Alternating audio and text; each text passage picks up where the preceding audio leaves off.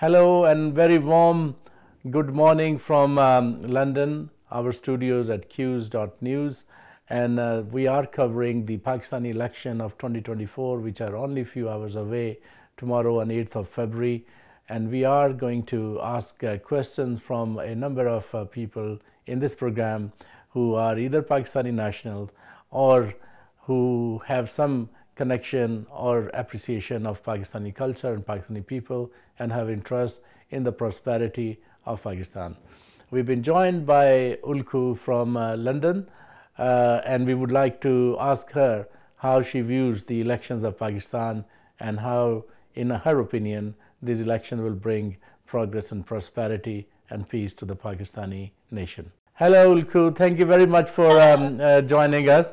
Right. So you've been hearing about the drumbeats of election 2024 in Pakistan tomorrow on 8th of February, and you have great connection with Pakistan, and you have been following what's going on there. So would you like to please tell us that what are your views about this coming elections? Thank you for having me in your discussion. I like to see a democratic election in Pakistan. Last number of years, during Imran Khan leadership, there was a democratic election process. But last election, seeing him being present and not being able to join actively, just lower my hope for the Pakistani's democratic movement. So let's hope that Pakistan go back to a democratic way of leadership again, and well, wish them well. Yeah, thank you, thank you. I think that is what the um, really the deep thoughts and prayers of everybody in the world is. And you are from Turkey, from Turkish, but you have a deep connection with Pakistan, and you visited Pakistan. Do you think the struggle of Pakistani people is similar to the Turkish people when they struggled against the army-dominated system? Yes, we also had similar problems in 1980s. Uh, we had army coup. Uh, Later on, I think Turkish nation overcome that hurdle. Now we have democratically elected leadership in Turkey run the country. So yeah, we are thinking that Pakistan is going through similar things. Let's hope that a Pakistani nation will find a way to um, participate leadership of their own country through a democratic election. Yeah, Turkey is a very famous and popular country and friendly country as it is considered by Pakistani brotherly country. And would you like to tell us that how Turkish people take Pakistan and Pakistanis as? Well, we see Pakistanis as a brother, a nation, and country.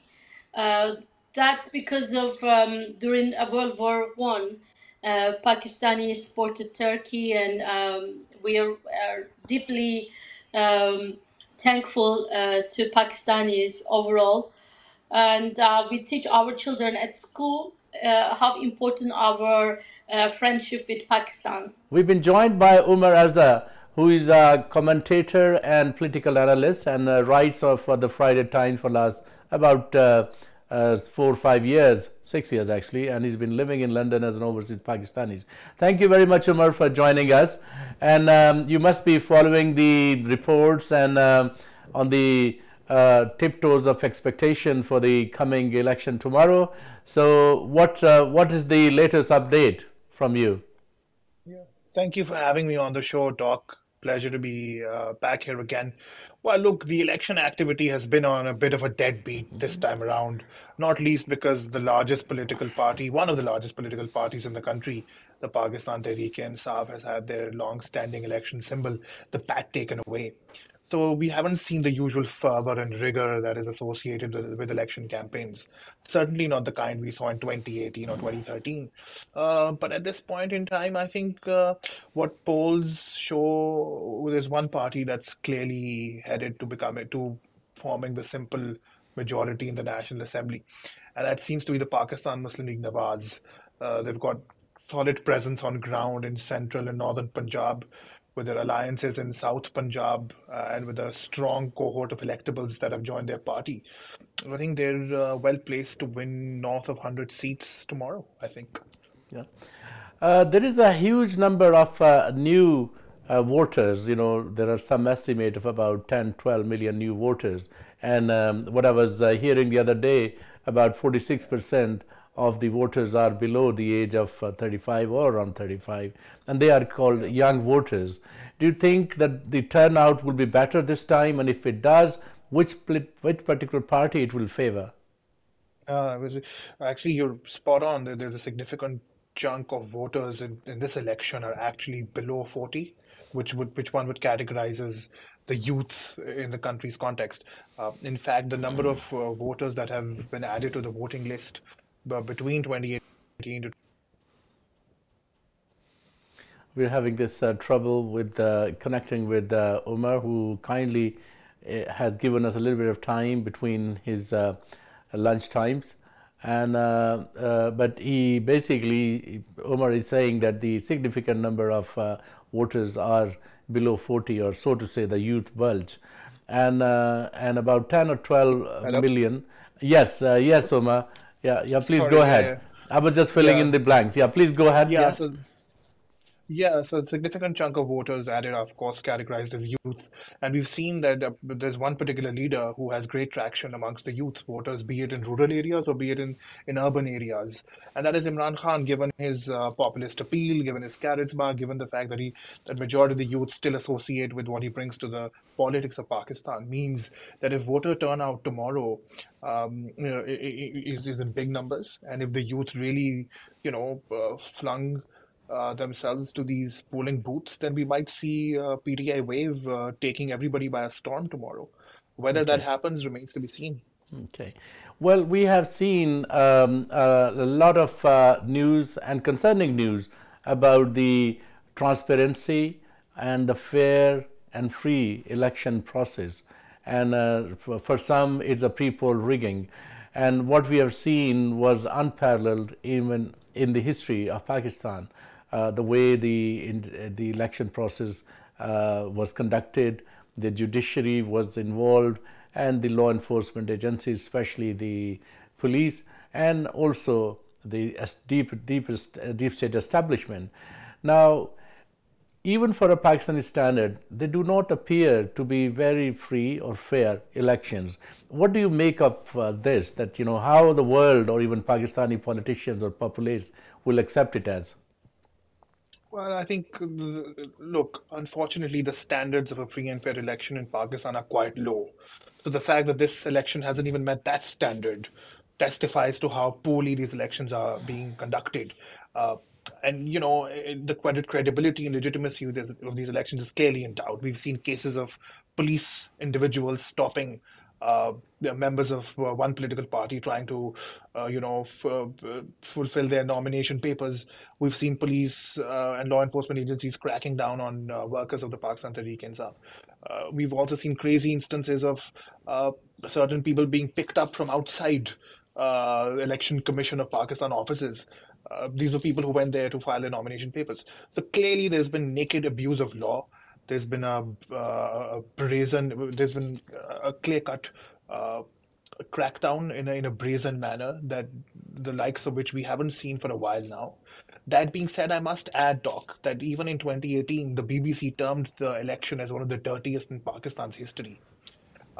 Even in 2018, from the Washington Post to almost every other international media news outlet, there was this fear amongst international community that the elections aren't genuinely free and fair, and that the military is meddling within the process. And this time around, those fears and concerns remain the same, only that there is a different party on the receiving end as opposed to the one that was in 2018. Unfortunately, this is the reality of our politics. The heroes change, the villains change, but the process remains the same. Yeah, but the only difference is there's that, there's this, well, actually, not only there's many differences, but the stark difference is there's the huge and vast human rights violations and a very clear one-sidedness of the system of Pakistan judiciary and perpetrated by the deep state, as it is called, Yeah. is startling, and no elections had this or these kind of arrests before the elections. Pretty much the top 20 leaders Yeah. of PTI or Imran Khan, they are either in the jails or hiding or disappeared. Yeah. So I mean, it looks like a mockery of elections basically. And if there are already so many accusatory fingers raised now, who is going to believe this election? This is what strikes me so worryingly. There are literally multiple PTI leaders and close allies of Imran Khan who are contesting the election from jail. Yasmin Rashid is fighting Nawaz from jail. Pervez Elahi is languishing in jail and Okay, we lost connection, but okay, yes, Umar, It yeah, is please. indeed, so it is indeed quite unfortunate that a crackdown of this nature has taken place, and this also means a crisis after the election might take place as well. Because I often speak about a poly crisis that we're engulfed by, which would only get worse after the election, because there won't be widespread acceptance for this kind of an election. If you want to if you want to ensure consensus amongst political stakeholders, you need all political stakeholders and all political parties to buy into the electoral process. Yeah. This election, it seems, is so one-sided that there is a big chunk of the political class and their followers, which by the way exist in youth, which by the way exist in the urban middle classes, which by the way exist in the professional meritocratic classes. Those people are not buying into this process, which means after the election, it will be very hard for whoever forms government to not only sell their policies, but also, have all political stakeholders on board to ensure they deliver on their plans, which is why it's a very concerning and worrying situation, Doctor.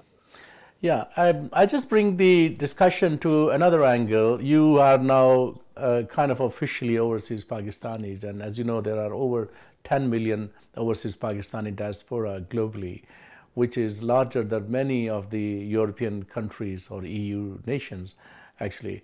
Now, they have been disenfranchised, and at the same time, once the election process completes and hopefully a peaceful transition of power gets along, the basically the expectation will be that these overseas Pakistanis help build or rebuild Pakistan. How can we how can we sanely think that the overseas Pakistanis who are disenfranchised, who are not given a right to vote, and then they are expected to rebuild the country that they have no stake or no voice? And as an overseas Pakistani, how do you see that? Look, I think overseas Pakistanis, obviously their contribution to the country is quintessential in the form of the remittances they send back home. They practically, shore up our FX reserves and keep our economy afloat in so many ways. But as far as the right to vote is concerned, I think that is very debatable. If people who've and I myself am an overseas Pakistani who stayed abroad for quite a few years. It's very debatable if people who've stayed pretty much all their lives here or spent a significant amount of time should get to vote in a general election, even if they've not been back home. That is up for debate. But I must say that overseas Pakistani, like the youth in Pakistan, like the urban middle classes, are also not buying into the political process because of because of political engineering that has been carried out via the judiciary, because of political engineering that has been carried out via law enforcement agencies. The message that was sent to overseas Pakistanis when the bat was stripped away from the Pakistan Tehreek-e-Insaf was that this particular party is not going to come to power, come what may. And I believe they've been disenfranchised, and whoever forms government is going to have to reach out to this big section of Pakistan's society, which is the overseas Pakistani Okay. community, and reach out to them, build bridges, help them understand why the PTI has been sidelined in this manner. Election 2024 has brought in so much of a controversy. Actually, none of Pakistani elections were were this controversial as they are now. We have been speaking to a number of people from Pakistani diaspora, and today we have Dr. Amara Sohail, who is a gynecologist in UK, and Dr. Shahid Latif, who is a consultant psychiatrist. So we will ask them, how do they reckon these elections free or fair, yes or no, and if they are, how they going to augur well for Pakistan. We'll start from Dr. Amara. Hello, Amara. Thank you for joining us. So you heard my earlier statement, and what do you think of the elections in Pakistan? Thank you very much, first of all, for inviting me to express my views, Dr. Qureshi. It's always a pleasure, and the job that you're doing is great.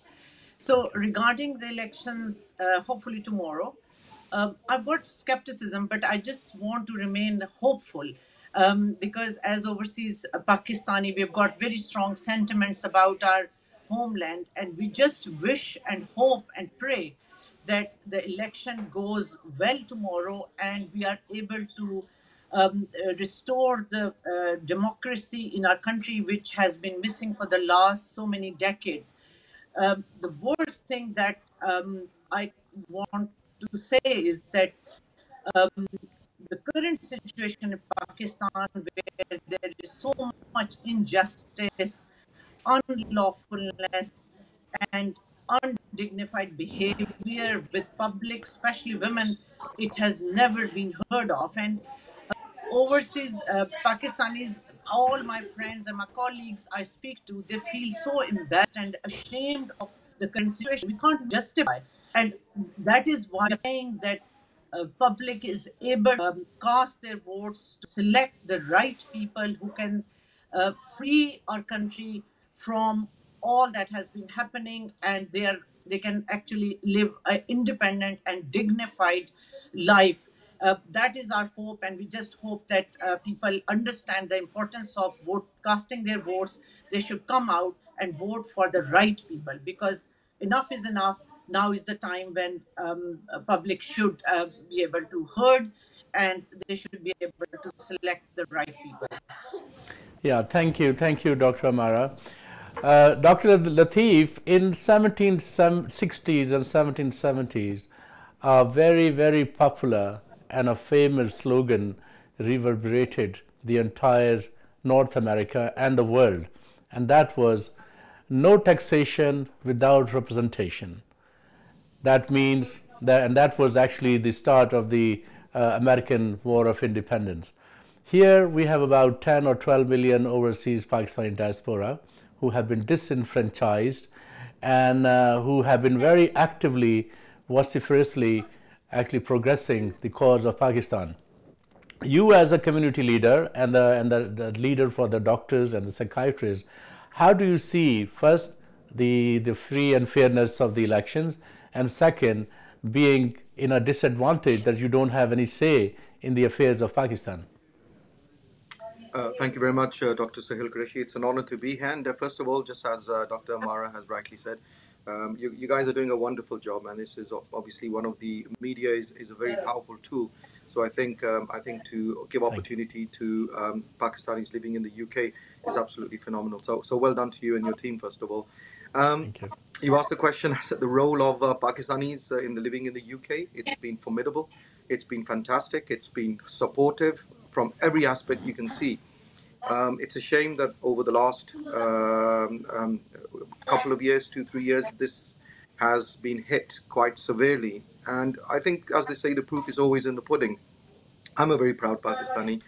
I was born in the UK, but Pakistan gave me a lot. I did my medicine in Pakistan. So obviously I owe Pakistan back a lot. But obviously I want to owe Pakistan back a lot where I can actually meaningfully offer my services for the country and the homeland and for our very people. Unfortunately, whenever I do go back, I am always hit by the ongoing nepotism, the corruption which goes upon there, favoritism, etc. And but despite that, we soldier on. We soldier on. And the only people, I suppose, who can make a difference now are opportunities within elections, and that's what we have. I hope that it is a fair and free election. I'll be very honest, as a human being, as a psychiatrist, as a doctor, the things that have been happening and going on in Pakistan, it doesn't take a rocket science or even a psychiatrist or a doctor to establish the direction. And it's been pitiful, to say the least, as to what's been happening from every aspect. But we live in hope. Hopelessness is a sin. And what we don't want to see ourselves in is in a state of learnt hopelessness or learnt helplessness. So I would very much encourage Pakistanis living in Pakistan to help themselves. And I'm very much encouraged. I was in Pakistan a couple of months ago, and I was very much encouraged by the younger lot more than the people who are of our generation.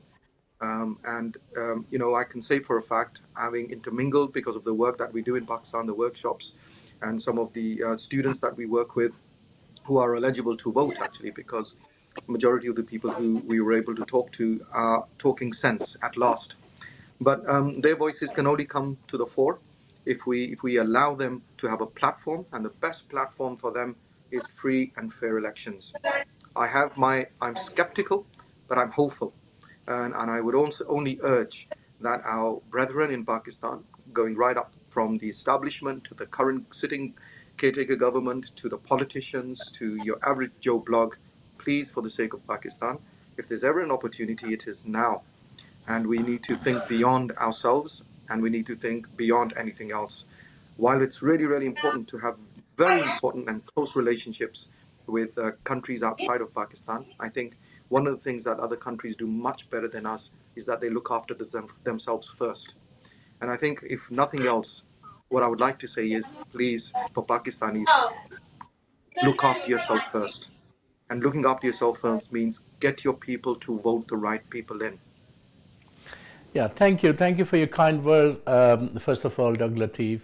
Um, the main issue here is the free and fair election myth that, for some, has already been broken, because what has been happening for last 2 years to a particular party, and as Dr. Amara rightly indicated, the vast human rights violations and and especially against a particular party following a narrative that doesn't really augur well for the democracy in Pakistan. So, what would you make up of these 10 or 12 million new voters who have just joined, and this youth bulge, the tilt of this youth bulge, is more towards the PTI? Do you think it is going to be a deciding factor? I would hope so. I would hope so, and I think the only way we can do that, Dr. Qureshi, is if we allow them to do that. Because the easiest thing to do is to not allow them to do that, and we know for a fact that if there are means and vehicles and ways of stopping that, that can be done. But I hope it doesn't. I really hope, for the sake of Pakistan. We are at a crossroads, and we have hit rock bottom from every aspect, no matter how we look at it. And I hope that the youth, I'm hopeful from the youth perspective. I think they are. And if a party is popular, why don't we allow them to be? And we have gone through some very difficult times. No politician has ever got it 100% right. We have elements within our political fraternity where things have been bad, average, and worse. And there have been good elements as well. Unfortunately, when the good elements have been there, it has been jeopardized and been cut at its roots. And I think that's where it's a bit of a shame.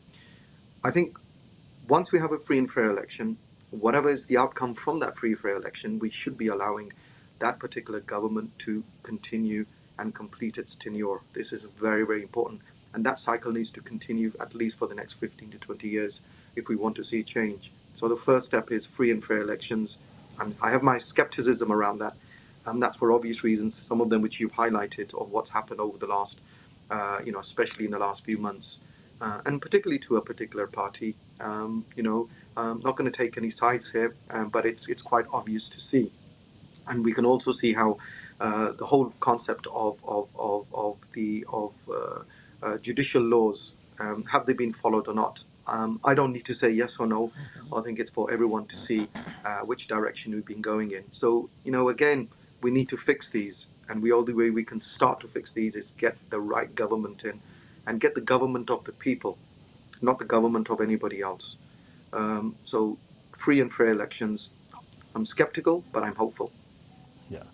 Well, that myth or that dream of government of the people, by the people, and for the people, a dream that was dreamt by the great Abraham Lincoln, is really far from the ground realities in Pakistan, because the election is a process, and the fair and free election is a process that starts not on the day of election, even before that. And when a particular party has been made limp or cornered, it is really difficult to say that whether they are fair and free. Already, as you're aware, the people all over the world, they are raising their voices on the veracity of this myth of fair and fairness. But we were particularly perturbed, as Dr. Amara said before, the atrocity and oppression on the Pakistani women. This is the first time we have seen women coming out in the political system in a deluge, really. So, Dr. Amara, you have been really working with the women all over the world, and especially with Pakistani women in your professional role, and also as a community leader.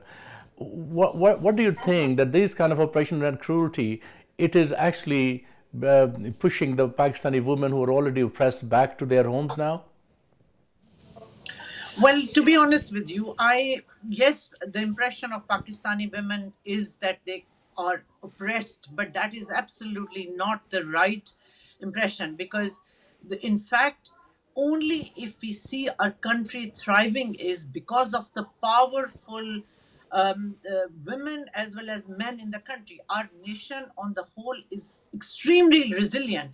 And that is the reason why in all the 70 decades, more than 70 decades, we have seen that country still carries on, despite the fact that it has been ruled by a lot of corrupt politicians, and of course we know the other people.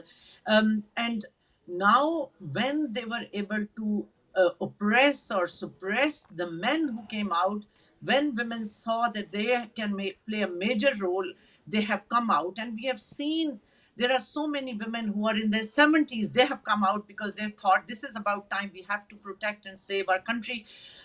We have to restore the democracy. We are so proud to be Pakistanis, and Pakistan is a very, very strong country only if we can free it from the claws of these corrupt politicians who have actually tried their best to ruin it. But we are not going to allow it to happen. We see our women coming on the streets. They have bared these atrocities. They have gone through so much unlawfulness, and despite that, they can't be scared. They're out, they are speaking, and I think this is about time that people realize that women in Pakistan, they are not as oppressed as they think they are. They are powerful, and they are going to prove their power tomorrow.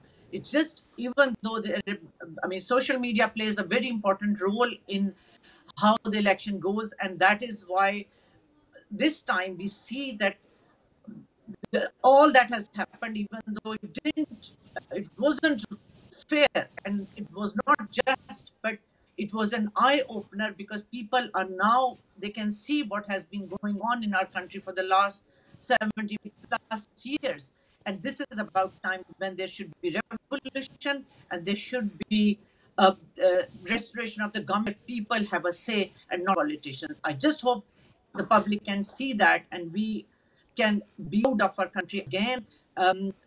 We as overseas Pakistanis, we have very strong views, and it's unfortunate that we are not able to participate in the elections, but our support is there, and we are praying. So let's see what happens. Even though from the social media we can see that there have been plans to rig the election, but we just hope and wish that with the power of people, not going to allow that to happen, inshallah. Okay, wow. You made a very powerful statement about the Pakistani women and dispel the impression that the Pakistani women are disempowered. It's debatable, but I take that view. And I'll move on to Dr. Latif now. Dr. Latif, from you are very well-known psychiatrist here, and you have seen a number of people with the mental health issues and all that. So what do you make of these brutalities and oppressions that actually were carried on political activists, men, women, and children, and what kind of a trauma these people will suffer, or people who are actually watching them. And do you think the incidence of post-traumatic stress disorder or PTSD or anxiety and other mental illnesses will increase in Pakistan after what we've been witnessing? I mean, yes, I mean, we do, we are aware that any kind of trauma, any kind of negative, adverse life events can have an impact on any human being, depending on their own resilience. On the average, I see Pakistanis as a, you know, as a very resilient nation. But there is a breaking point, and my worry is that a breaking point could lead to dire consequences. You know, either one can individual can go into what we term, I mentioned before, the concept of learned helplessness or learned hopelessness, and that is basically being in a slumber and expecting other people to come and make the changes for them because they know if they do them they could get into trouble. But the other element of it is resilience, and resilience can lead to rebellion. And I don't think that's something that should happen, because breaking point people, as we call from from a physiological perspective, what we call the fight or flight. Either you stay where you are, or you fight back. And individuals react differently to different situations. And the only thing I would say is we must not wait for that to happen, because it could be triggered by something very trivial. And I think this is those who hold the reins of power in Pakistan. You know, one thing I would like to suggest or advise is that the biggest of things can happen, and people may just soldier on. But the trivial of things could happen, and they could decide to take action. And that is because, and that is only because that could be the final straw in the camel that broke the camel's back. So we're in that direction, and I hope it never happens. And that's why I said before that this is an opportunity for those who are holding the reins of power, that please, please, this is an opportunity, because otherwise this can really come back otherwise and bite us really badly. And the loser in all of this will be Pakistan. Not PTI, not MPMLN, not PPP. The loser in this will be Pakistan. So therefore, I urge those who hold the reins of power to really, really take this very, very seriously and put things straight, because this is our opportunity. Yeah, thank you. So for sharing those thoughts about the mental health or mental well-being issues, and also kind of a message of hope. Finally, I'll ask Dr. Amara, what is your message to Pakistanis, the overseas Pakistanis, and especially the women of Pakistan at this very critical juncture when the elections are just about a few hours away? So the message to Pakistanis, including women, this is their opportunity to bring a change in our country and free our country from the powers that should not be there in the first place. And where the public views mean a lot, and this is because there should be a government that represents our people. So please don't be afraid. There may be attempts to scare you off, but you have never been scared. You have proven your worth. You have proven your strength. So please come out and cast your votes. This is probably the only opportunity you have to bring a revolution and a change in our country. So please don't stay back. Come out and prove your worth. We have been joined by another overseas Pakistani, Mr. Mikaz Soharwardi, who is a budding artificial intelligence professional, and he has done wonders in the IT sector. So, Mikaz, very warm welcome to you. Thank you so much.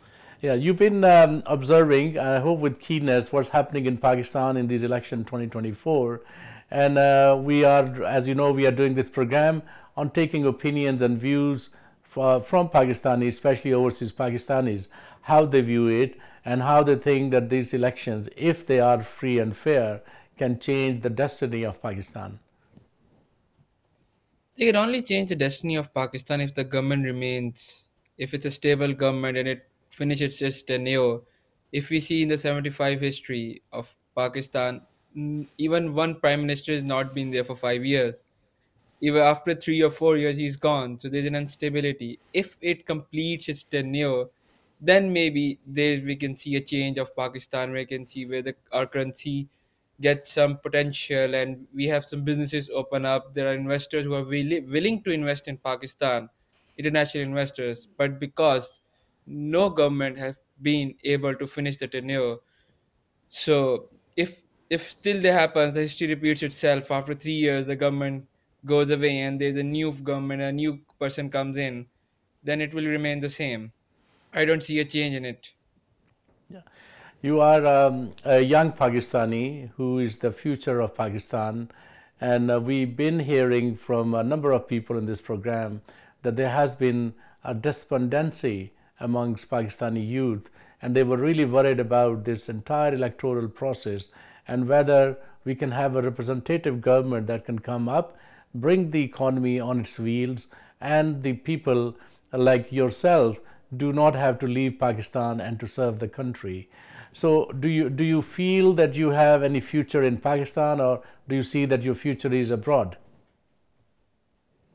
No, I see there's a future in Pakistan, but still it's a 50-50 situation, like how it goes in after 5 years. Because if we see back 3-4 years back, so even in the IT industry I talk about, there's not so much progress that you can say a lot of students can get jobs and everything. That's why there's a huge break in Pakistan. A lot of young youth who was capable to do a lot of things in Pakistan but couldn't and left.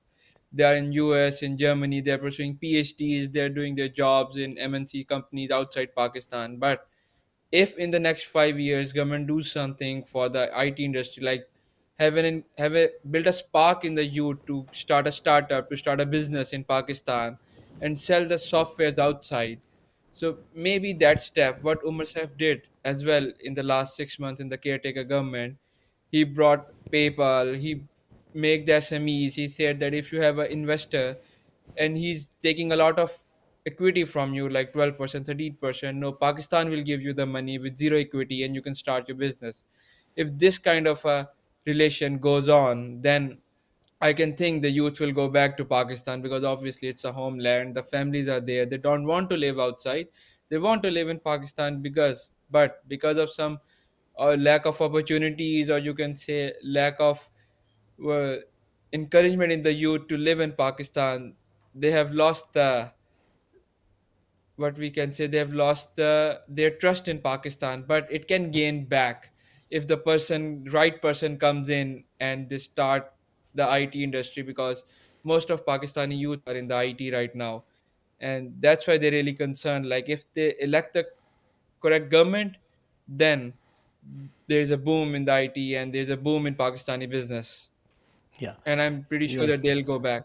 Yeah, certainly. I think coming back to your particular profession and your field of expertise, I think IT and artificial intelligence is the way forward.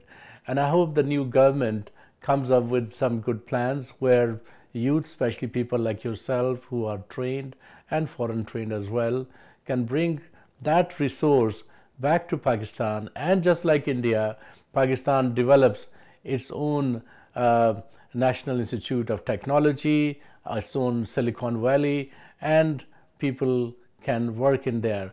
And do you think that you personally in future would like to go back and to spearhead a campaign to bring an IT revolution in the AI sector? If I get a chance, I will. If I get the chance and had the opportunity, then I will go back to Pakistan and start an IT future over there.